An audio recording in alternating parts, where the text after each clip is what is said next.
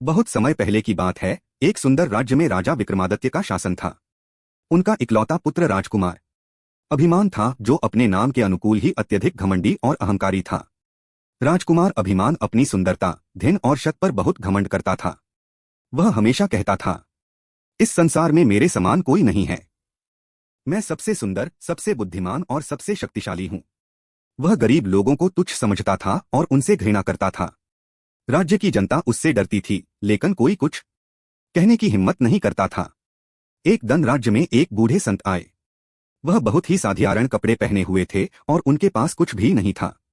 जब राजकुमार ने उन्हें देखा तो वह हंसते हुए बोला, अरे देखो, कैसा भिखारी आया है हमारे राज्य में। भाग जाओ यहाँ से, नहीं तो मैं तुम्हें जेल में डलवा दूंगा। संत मुस्कुराए और बोले, राजकुमार, मैं आपको एक अनमोल उपहार देना चाहता हूँ। संत ने अपनी झोली से एक सुंदर दर्पण निकाला और राजकुमार को दिया। वह बोले, यह कोई साधारण दर्पण नहीं है। यह आपको वह दिखाएगा जो आप वास्तव में हैं, इनका वह जो आप सोचते हैं का आप हैं। राजकुमार ने हंसते हुए दर्पण ले लिया और उसमें देखा। पहले तो उसे अपना ही चेहरा दिखे, लेकिन फिर सच्चाई का सामना। अचानक दर्पण में राजकुमार को कुछ और दिखने लगा। वह देख रहा था एक गरीब बूढ़ी औरत जो भूख से बलक रही थी, एक बच्चा जो सर्दी में कांप रहा था, किसान जो अपनी फसल के लिए पानी की भीख मांग रहे थे, मजदूर जो दिन रात काम करके भी पेट भर भोजन नहीं पा रहे थे। और फिर उसने देखा कि वह खुद इन सभी लोगों के दुख का कारण था।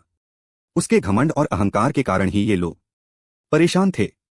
राजकुमार को एहसास हुआ कि वह कितना स्वार्थी और क्रूर था। दर्पण में उसने अपना असली चेहरा देखा। वह कुरूप, घमंडी और हृदयहीन दिख रहा था। आंसू उसकी आंखों से बहने लगे। वह संत के पैरों में गिर गया और बोला, महात्मा जी, मैं बहुत गलत था। मैंने अपने घमंड में अंधा होकर अपनी प्रजा को दुख दिया है। कृपया मुझे माफी कर दीजिए और बताइए कि मैं इसे कैसे सुधारता सकूं। संत ने राजकुमार को उठाया और कहा, पुत्र, सच्चाई यह है कि असली सुंदरता और महानता दल में होती है, चेहरे पर नहीं।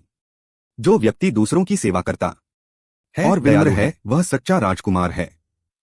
उन्होंने आगे कहा, अगर तुम सच्चे मन से बदलना चाहते हो तो आज से अपनी प्रजा की सेवा करो, गरीबों की मदद करो, अपने अहंकार को त्याग दो। उस दिन के बाद राजकुमार अभिमान पूरी तरह बदल गया।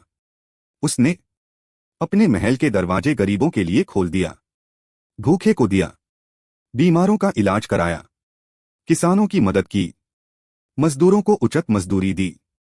धीरे धीरे राज्य की जनता उससे प्रेम करने लगी। सब उसे दयालु राजकुमार कहने लगे। कुछ महीनों बाद जब राजकुमार ने फिर उस जादुई दर्पण में देखा तो उसे अपना चेहरा बहुत सुंदर और तेजस्वी दिखा। लेकिन अब यह सुंदरता उसके दयालु हृदय से आ रही थी। संत फिर आए और मुस्कुराते हुए बोले, अब तुम सच्चे राजकुमार बन गए हो। याद रखना, घमंड इंसान को अंधिया बना देता है, लेकिन विनम्रता उसे महान बनाती है। कहानी अच्छी लगी हो तो लाइक करें और चैनल को सब्सक्राइब करें और कमेंट में बताओ वीडियो का कौन सा पार्ट अच्छा लगा।